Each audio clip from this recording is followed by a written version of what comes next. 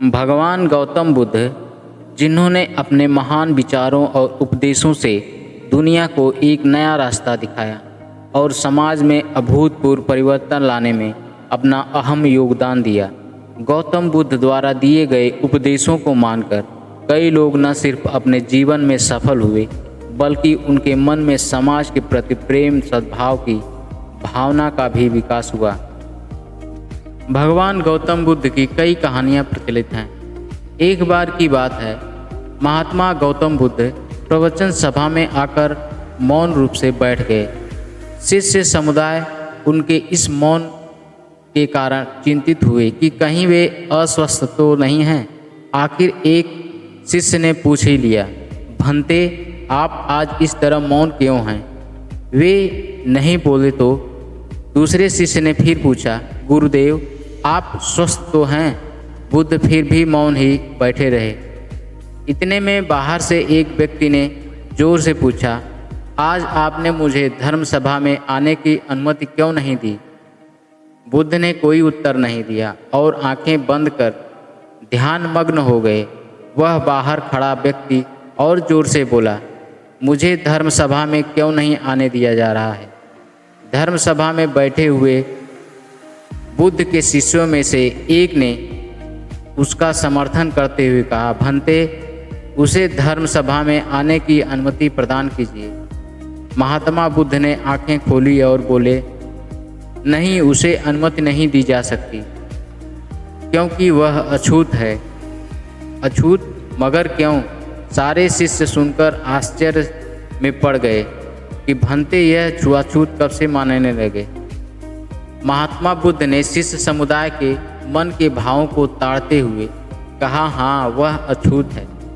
वह आज अपनी पत्नी से लड़कर आया है। क्रोध से जीवन की शांति भंग होती है। क्रोधी व्यक्ति मानसिक हिंसा करता है। इस क्रोध के कारण ही शारीरिक हिंसा होती है। क्रोध करने वाला अछूत होता है, क्योंकि उसकी विचार तरंगें दूसरों को भी प्रभावित करती हैं।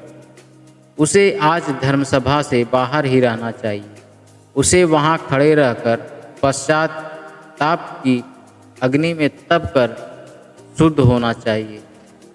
शिष्यगण समझ गए कि अस्पृश्यता क्या है और अछूत कौन है। उस व्यक्ति को भी बहुत पश्चाताप हुआ। उसने कभी भी क्रोध न करने का प्रण लिया। बुद्ध ने उसे धर्म सभा में आने की अनुमति प्रदान की।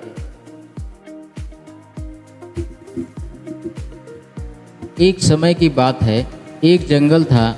उस जंगल में मृग रूरू रहता था। उनकी प्रजाति बहुत कम ही देखने को मिलती थी। वे बहुत सुंदर और आकर्षक दिखते थे। सुनहरे रंग के चमक और आंखें नीली दिखती बहुत ही मोहक हिरन थे।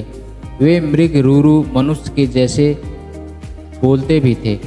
मृग रूरू जंगल में टहल रहा था। तभी अचानक किसी की आवाज़ आई, नदी में से। रूरू मृग नदी के निकट गया तो देखा कोई इंसान नदी के धारा के साथ बह रहा था।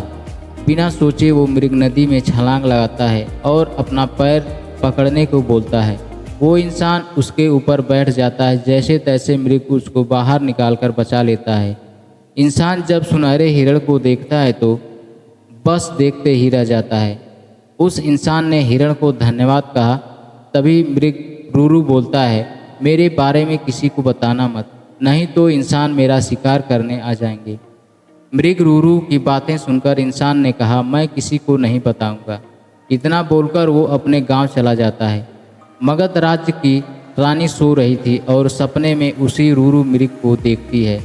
जैसे ही सपने से जागती है, राजा को बुलाकर बोलती है, मुझे वैसा हिरण चाहिए जैसा मैंने सपने में सुनहरा हिरण देखा।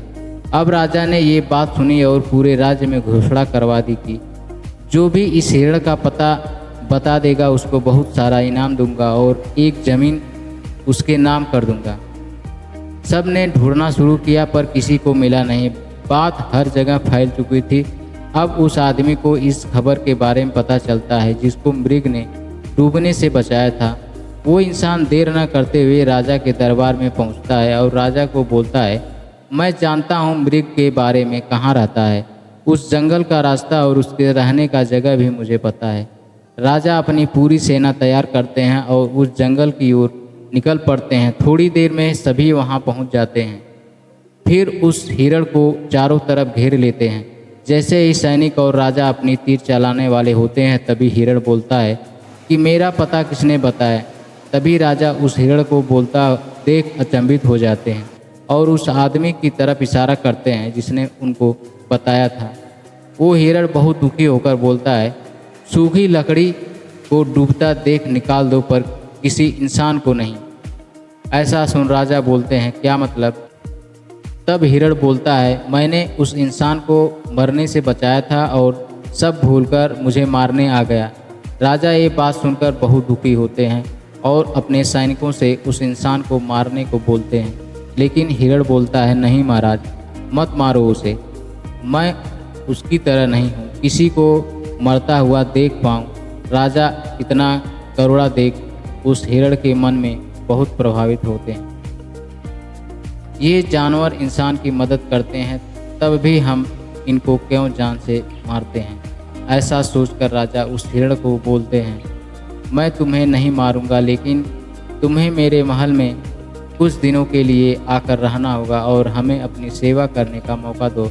राजा की ये बात सुन हिरण ने स्वीकार किया और कुछ ही दिन महल में रहकर वापस जंगल वापस लौट गया और वहीं रहने लगा। हिरण एक जानवर होकर सबको इंसानियत का पाठ पढ़ा गया।